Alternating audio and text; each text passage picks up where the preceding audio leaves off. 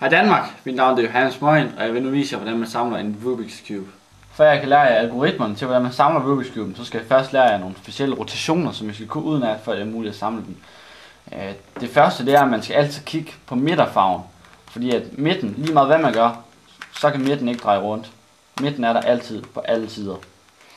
Okay, det man gør så, det er, at man har en side i front, i den her tilfælde der er det gul, og så hvis jeg siger front, så skal man tage fronten med uret. Hvis jeg siger front mod uret, så er det mod. Front med uret, den bliver kun benævnt som front. Så altså front mod uret. Yes.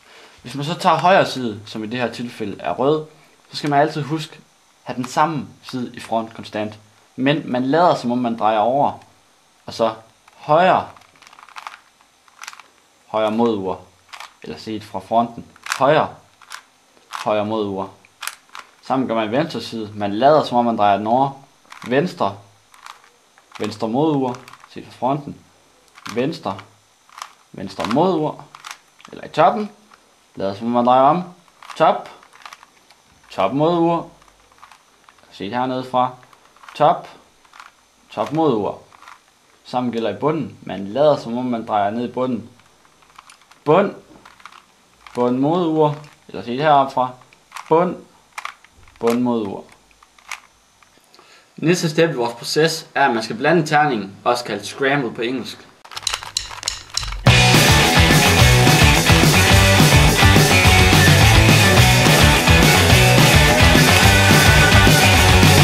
Stablet op på kæmpebitte stale diplomater. Kæmper for at holde masken ren. Normalt når man nu har scramble sin terning, så det første man gør, det er at lede efter hvorfor en side der er mest lavet. Men i det her tilfælde, fordi at det er den første gang du løser den, og fordi at, så det læser selvfølgelig videoen, så samler vi altid den grønne side først. Altid grøn side. Det man gør, det er at man skal samle et grønt kryds her. Man skal så ikke kun kigge på den grønne side, men man skal også kigge på de andre farver. For eksempel her, der sidder den grøn, og der er rød dernede, så den sidder perfekt. Den skal blive siddende, det må ikke rykkes ved.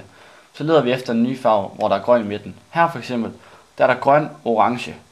Så kører vi den ned i bunden. Der er grøn og orange i midten. Så skal den altid være hernede i bunden. Så skal man bare køre 2 gange op. Her kommer første problem. Den sidder det rigtige sted, men farven grøn er dernede, orange er deroppe. Her skal I lære jeres første algoritme.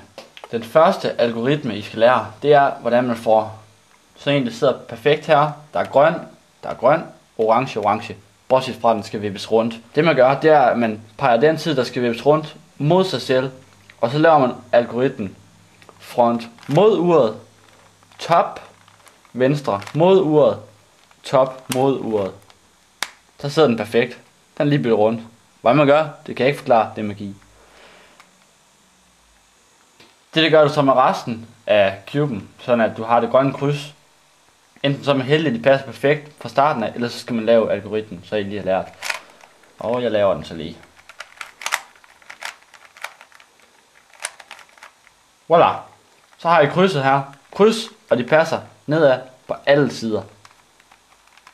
Så kan vi gøre klar til næste algoritme. Den næste algoritme, vi skal lære, det er at få hjørnerne på plads. Og her er der så 3 farver, man skal tage hensyn til. Der er for eksempel på det her sted, så er der grøn i toppen, så er der rød på den ene side og gul på den anden side.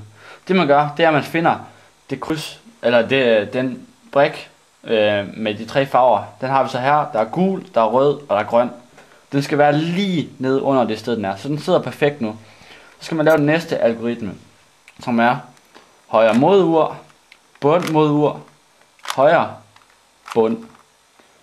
Den sidder så deroppe nu, men sidder ikke rigtigt. Det er på grund af, når det er en algoritme, så det betyder, at lige meget hvor mange gange man gentager den, så kommer den hen på sit udgangspunkt. Eller det vil sige for os, at ved man gentager algoritmen nok gange, så vil den til sidst sidde rigtigt, der hvor den skal. Så vi prøver højre mod ur, bund mod ur, højre bund.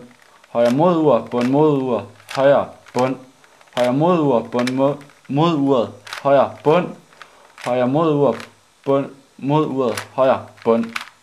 Nu sidder den på plads. Perfekt. Gul, rød, grøn. Gul, rød, grøn. Det gør man så i alle hjørnerne, indtil man har samlet den til sidst. Og det gør jeg så nu.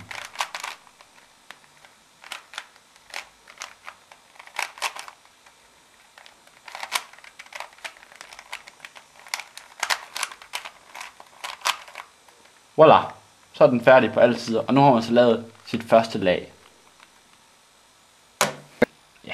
Det næste vi skal gøre, det er så, at vi tager det grønne lag, som vi nu har samlet, og tager ned i bunden. Det vil sige, at det er den blå prik, der er oppe i toppen.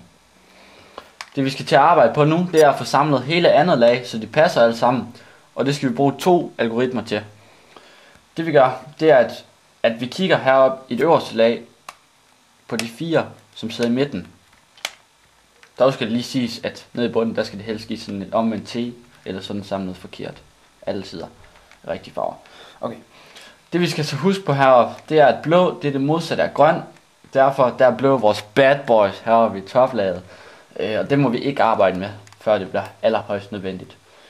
Det man gør, det er, at man finder en, hvor der er 2 forskellige farver, som ikke er blå. For eksempel her, der er rød, og der er gul. Så kører man hen på det røde lag her. Så kan vi så se, at det gule lag, det er på højre side af den røde. Og derfor skal vi lave en algoritme, som gør, at den klods her bliver lagt herover. Det man gør her, det er, at man siger top, højre, top mod uret, højre mod uret, top mod uret, front mod uret, top, front. Den der var der før, den røde og den gule, den sidder nu perfekt på plads, og der er ikke sket noget med det grønne. Det gør man så hele vejen rundt. Her for eksempel en her, orange, hvid. Vi gør det igen. Top, højre, top mod uret, højre mod uret, top mod uret, front mod uret, top, front. Igen, den sidder på plads. Ja, nu har vi så et eksempel her med den røde og den hvide, hvor hvid det er til venstre. Så skal vi bruge en anden algoritme, som egentlig er den modsatte, og vi får den til at sidde herover. Og det vi gør nu, det er top mod uret, venstre mod uret, top, venstre, top, front, top mod uret og front mod uret. Den klods der var her, den sidder nu heroppe. Og nu mangler vi en side. Vi har her orange og hvid. Orange gul. Kører den over på det gule lag. Vi kan sige, den skal til højre. Vi bruger algoritmen til at køre den til højre, som er top, højre, top mod uret, højre mod uret, top mod uret, front mod uret, top, front. Tillykke! Du har nu samlet hele andet lag, og vi kan gå videre til toppen og det sidste lag.